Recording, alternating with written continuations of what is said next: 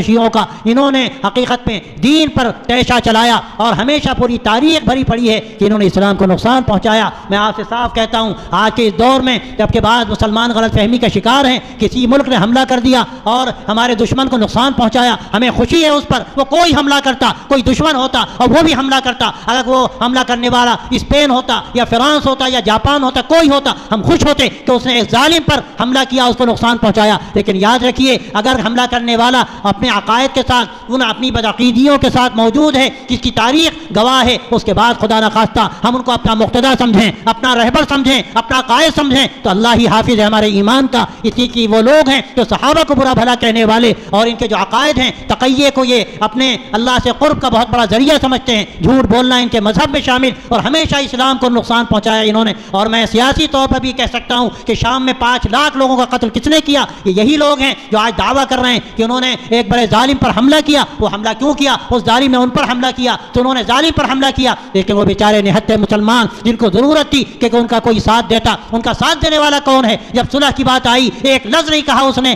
कि हम उसी वक्त सुलह करेंगे जब हमला बंद किया जाए उन मजलूमों पर जिन पर 2 साल से हमला लगातार किया जा रहा है, उनको तख्त-ओ-ताराज किया जा रहा है, उनके बच्चों को और उनकी औरतों के पराखे उड़ाए जा रहे हैं। लेकिन तौफीक नहीं हुई। मैं आपसे साफ कहता हूँ, ये गलत फहमियाँ हरगिज़ नहीं रहनी चाहिए। ये वो लोग हैं जिन्होंने इस्लाम को हमेशा नुकसान पहुँचाया, मुसलमानों को हमेशा नुकसान पहुँचाया। इनसे हमारा बुनियादी इख्तिलाफ, ये इख्तिलाफ मसलक का इख्तिलाफ नहीं है। बहुत से लोग कहते हैं हमें इत्तेहाद करना चाहिए। इत्तेहाद तो हमें सबसे करना है, इंसानी बुनियादों पर भी इत्तेहाद होता है। और जो लोग अपने आप को मुसलमान कहते हैं, वो मुसलमान हो या ना हो, कभी ना कभी उनसे भी हमारा इत्तेहाद होता है। लेकिन इसका क्या मतलब है? जो अकीदा अपने अकीदे में बिगाड़ रखता हो, जो गुमराही रखता हो, क्या हम उसके अकीदे को कबूल कर लेंगे इत्तेहाद के नतीजे में? एक लम्हे के लिए हम इसको गवारा नहीं कर सकते। तो उनका अकीदा है, वो अकीदा गुमराही का अकीदा है और एक लम्हे के लिए भी हम उस अकीदे को इख्तियार नहीं कर सकते।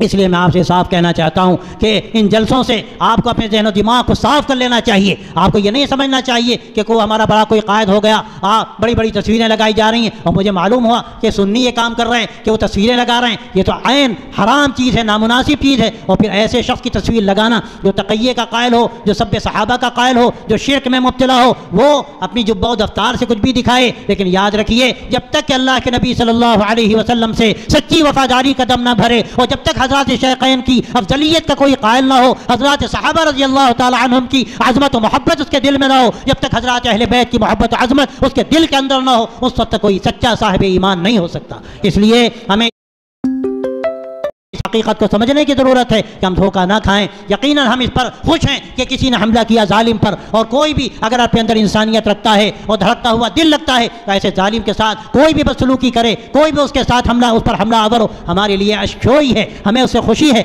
लेकिन हमें ये फ़र्क समझने की ज़रूरत है। ईमान एक तरफ, अकीदा एक तरफ, उससे हम एक लम्हे के लिए भी इज़्ज़तबरदार नहीं हो सकते और हम कभी भी उससे कंप्रोमाइज़ नहीं कर सकते। मैं ज़रूरी समझता हूँ कि आज के इस माहौल में आपके सामने इस हकीकत को वाज़ह करूँ ताकि गलत फहमी ना हो। ये जो फ़र्क है वो अपनी जगह पर है और ये इतना बड़ा फ़र्क है कि हम यहाँ इस मुल्क में हम बात कहते हैं और पसंदा बोर्ड में हम साथ रहते हैं और ये इस बात को हम लोगों के सामने बावर करते हैं।